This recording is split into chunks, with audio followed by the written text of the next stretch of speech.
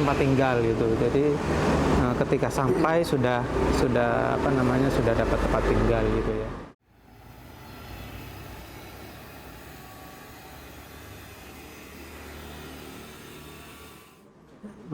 Kemudian kalau nah itu di situ karena belum juga Pak, belum dapat beasiswa juga, jadi dipersiapkan dulu dana. Untungnya masih ada lah dana tabungan ya di situ, dan itu tidak banyak. Jadi ya kalau mengingat itu ini sih apa namanya, struggle banget sih pas di sana awal-awal gitu ya, karena kursnya kan Pak, kalau uang sini dikurskan sana itu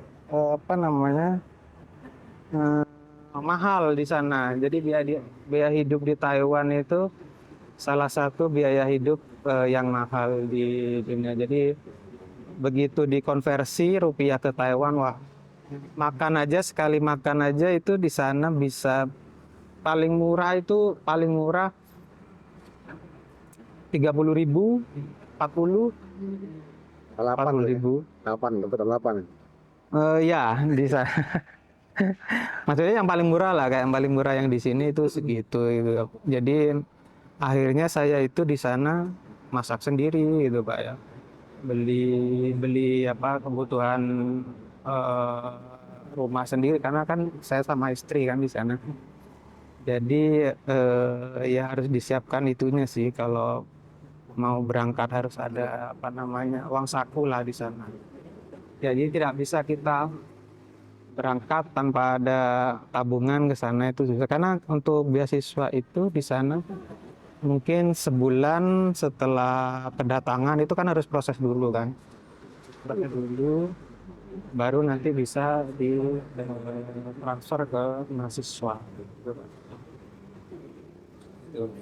Tadi cerita sempat istri hamil. Iya. Di sana, lahir di sana. Iya, akhirnya setelah 6-7 bulan tinggal di sana, anak lahir di sana di Taiwan, di Taipei. Berarti akte luar negeri itu? Iya, aktenya luar negeri. Benar. Akte luar negeri. Akte luar negeri sekarang. Balik ke Indonesia 2021. Setelah lulus, karena kan visanya juga sudah habis.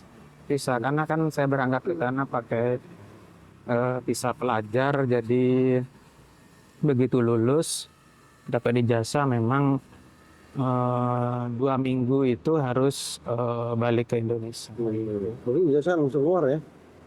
Ijazah ya, jadi begitu sudah sidang tesis itu di proses administrasinya bisa langsung keluar gitu. Apa yang pemikiran pertama ketika tiba di Indonesia? Kalau pikiran saya pertama sih harus bangun usaha aja Pak. Gitu, karena kan untuk kerja juga tidak mudah ya, cari kerja ya, apalagi di kota kecil ya. Apalagi saya kualifikasinya S2, untuk mungkin kalau perusahaan-perusahaan besar itu kan biasanya di kota besar. Kalau kota kecil susah, kecuali yang memang harus di dunia pendidikan. Jadi awal saya datang ke Indonesia ya memang pikirannya harus buka usaha ya, karena tidak ada pemasukan lain selain usaha itu kan. Pertama usaha Pak? Sembako. Langsung sembako. Memang jadi begitu kerja di bank pun saya sudah sembako. Sudah terbiasa analisa kredit, jadi biasa sembako. Sembako. Ya kebetulan karena saya kan dulu di bank itu di credit operation, jadi menganalisis usaha-usahanya nasabah. Nah itu saya karena otak-otaknya dagang ya Pak. Begitu ada nasabah bagus gitu ya, dilihat, wah ini usaha apa ini, kok orangnya banyak uangnya ya gitu. Akhirnya saya ini apa lihat-lihat mana yang memungkinkan untuk saya buka itu ya akhirnya jatuhnya ke sembako. Sampai hari ini Masih masih sembako. sembako. Ada rencana pengembangan selain sembako? Pertanian sih Pak, Pertanian. pengen pertanian. Udah jalan ya?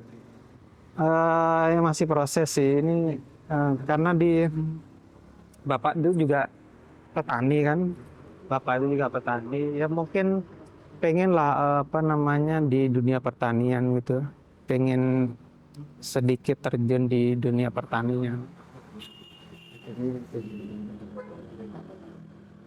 Kalau pegawai berapa sih? Pegawai nggak banyak sih Pak, sekarang masih 7. Banyak itu 7. Kalau dulu kan dibayari kantor, sekarang membayar Iya itu benar. naik kelas kan. Kalau masih jadi pegawai bank dulu, ya akhirnya. Kalau sekarang udah kayak boleh disebut CEO lah. Amin. Amin. Amin amin. Kan sudah ngajar nih. Mm. Istri udah ngajar juga. Kenapa? Istri Istri juga ngajar. udah ngajar juga ya. Ngajar. Kalau istri itu di Universitas Jember, kalau saya di Politeknik Negeri Jember. Ya. Sama-sama sibuk waduh. Sama-sama ngajar. Oke. Selain pertanian barangkali apa lagi? Ya saya pengen mengembangkan ini di toko aja sih Pak. Sementara kan masih ada di sini sama di bank. Pengennya mau apa, saya kembangkan lagi sih untuk toko ini. Jadi tidak hanya 2 ya, mau ya pengennya ya namanya pengen kayak apa namanya kayak toko Madura lah sekarang kan banyak Pak ya. Madura 25 jam juga. 25 jam bener. Kalau saya enggak, saya sampai jam anak-anak tuh sampai jam 8 aja. Oh. Jam 7 sampai jam 8 malam aja gitu sih. Pengen mengembangkan itu aja sih. Iya, kalau saya sih prinsip hidup saya sih apa namanya jangan berhenti belajar ya Pak, jangan berhenti beradaptasi ya. Jadi hidup itu harus terus berkembang, itu hidup tuh harus terus maju ya.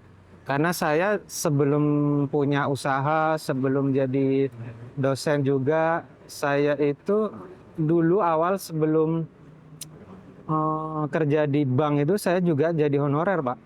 Oh. Saya juga dulu honorer di apa namanya di Universitas Jember jadi programmer dulu. Kemudian ya namanya honorer ya Pak Pak Aris apa namanya tahu sendirilah kita gajinya seperti apa. Dulu itu saya awal itu gaji honorer itu sebulan 700.000. Saya pikir tidak memungkinkan hidup 700.000 dengan keluarga. Itu tidak memungkinkan. Makanya saya terus berpikir apa pekerjaan yang bisa saya apply lagi, bisa saya kerja lagi di bidang apa. Akhirnya saya nyari-nyari apply di mana-mana di semua perusahaan, ternyata ya itu tadi diterimanya di bank dan di kota saya. Akhirnya saya sudahlah jalani dulu gitu. Saya takutnya kalau saya sudah berkeluarga gitu ya, kemudian saya tidak bisa mencukupi gimana gitu kan.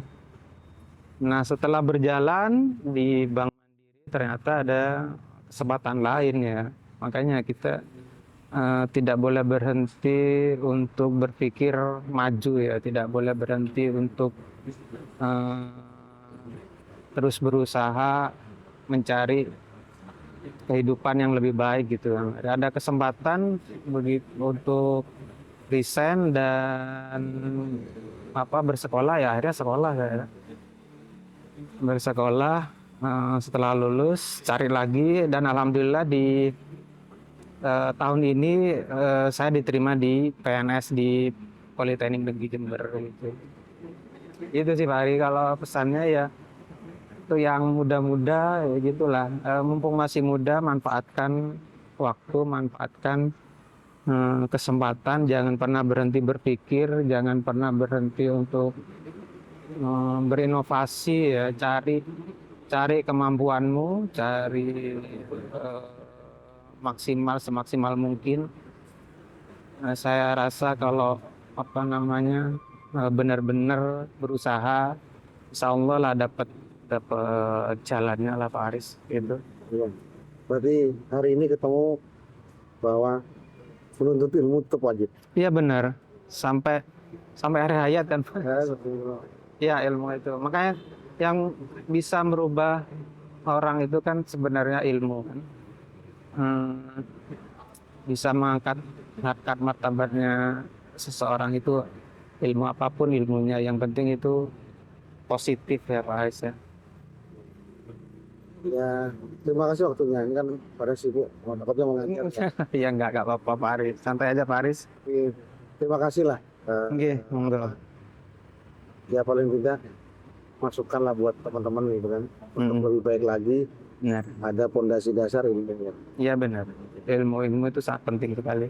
Ada satu kalimat, dua kalimat quote lah. Apa ya? Quote-nya kurang lebih sama. Terus belajar, jangan berhenti di zona nyaman, terus berinovasi, cari jalan terbaikmu, insya Allah nanti akan dapat jalan dari Allah. Kita aja cari.